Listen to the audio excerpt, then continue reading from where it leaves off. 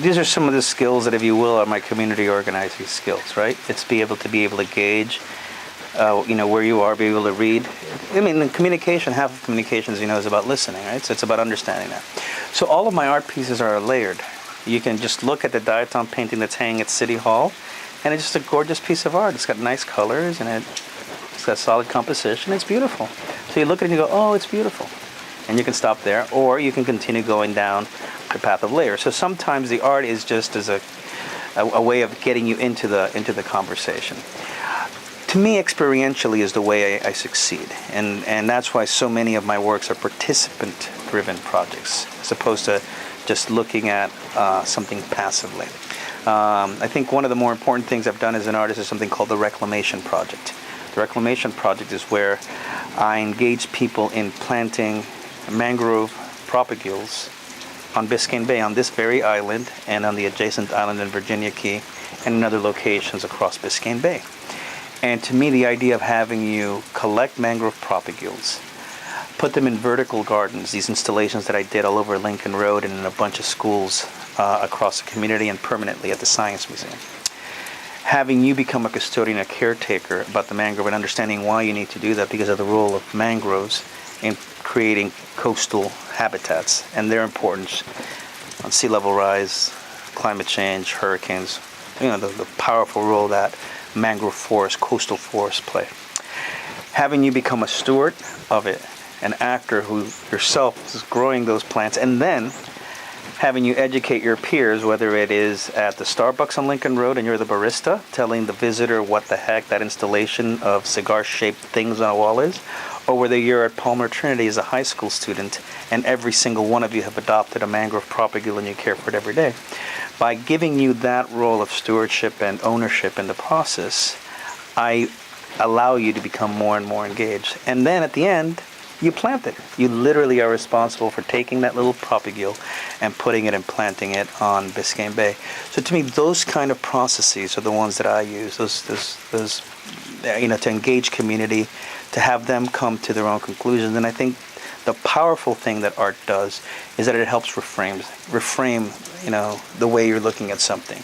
Anais Nin had a saying that we see things the way we are, not the way they are. Right? So your polarized friend, or us living in a polarized community where we just get reinforced based on the media that we listen to because that's the one that feels most comfortable, is no way of breaking that. So what I try to do as an artist is sort of reframe it, change the way that you see things, and actually put you in the seat to make that work. So that's what a lot of the participatory work is. And as an artist, I continue trying to innovate and make it work. The Science Museum project is a good example of how I envisioned a project. And to me, that's a really important art project that took everything from permits to meetings to, every problem-solving skill. From learning about a coastal habitat to getting a permit to collect them, to find the places to plant them, to working and convincing a bunch of store owners on Lincoln Road to install them and a bunch of kids to plant them. It's a whole process, right, of being a choreographer almost more than an artist, as you get all these people to dance with one another and in a way that makes sense. I imagined the Reclamation Project to be at a different place. I thought that we were going to have a bunch of Reclamation Project societies. We started one in Pinellas County and another one in Martin County, one in Dade County, that there were going to be these groups, and each of the groups were going to be working with a bunch of PTAs and community groups, and they would all literally work to continue to grow wetlands. Instead, what we did is based a reclamation project at the Science Museum, and that project, by engaging the people at the Science Museum, changed the culture of the Science Museum in a way where the Science Museum now has its incredible exhibits, but it also has volunteers come and reforest not just mangroves, but a bunch of upland species, because the Reclamation Project is the laboratory that they used to model a practice of engaging volunteers. So the Reclamation Project, which aimed at changing the world by engaging people in bioremediation, did one really solid one, which is have itself be incorporated into a museum that does the exact same thing and has the resources to make it happen.